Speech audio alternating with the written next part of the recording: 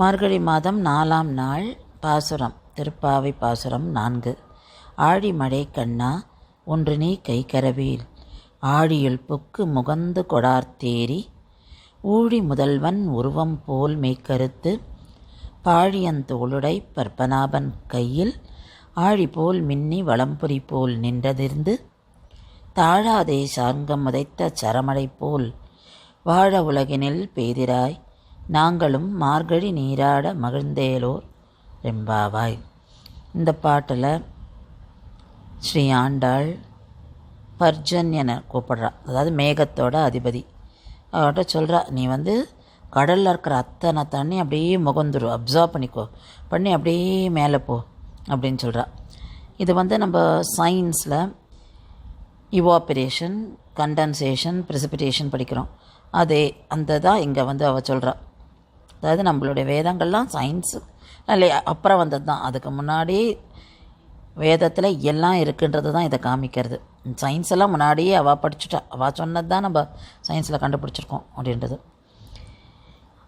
அவள் அப்போது அந்த மேகத்துக்கிட்ட அவள் சொல்லும்போது, கண்ணன் எப்படி கருப்பாக இருக்கணும், அந்த நிறத்தை நீ எடுத்துக்கணும். ஏன்னா கரும் மேகங்கள், ஏன்னா எப்போ தண்ணி நிறைய அப்சர்வ் மேகம் அப்படி இருண்டு கருப்பாக இருக்கும் இல்லையா, அதை சொல்கிறாவோ.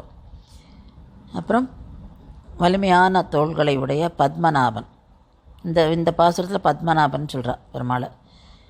அவர் கையில் எப்படி அந்த சக்கரம் அப்படி மின்றதோ பிரகாசமாக இருக்குது. வலம்புரி சங்கு, அது அப்படியே சத்தம் போட்டு அதிர வைக்கிறதான் எல்லாரையும். ஏன்னா எப்போ அது இந்த போரில் அவர் கிருஷ்ணர் உபயோகப்படுத்துவது அது வெற்றியை இதெல்லாம் சொல்லிவிட்டு, அதாவது சங்கு சக்கரத்தை அவள் டிஸ்கிரைப் பண்ணிவிட்டு, எப்பவுமே வெற்றி மட்டும் கொடுக்கும். அவனது சார்ங்கம் என்னும் வில்லிலேருந்து புறப்படுற அம்புகள் எப்படி கண்டினியூஸாக அந்த அம்பு போயிட்டே இருக்குமா. ராமரோட அம்புகள் ஒன்று ஆரம்பித்தார்னா அத்தனையும் கடகடன்னு போகுமா.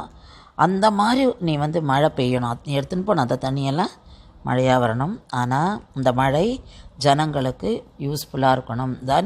இதான் அந்த கொட்டுற மழை ஜனங்களுக்கு எல்லா விதத்துலேயும் பயன்படுற மாதிரி இருக்கும்.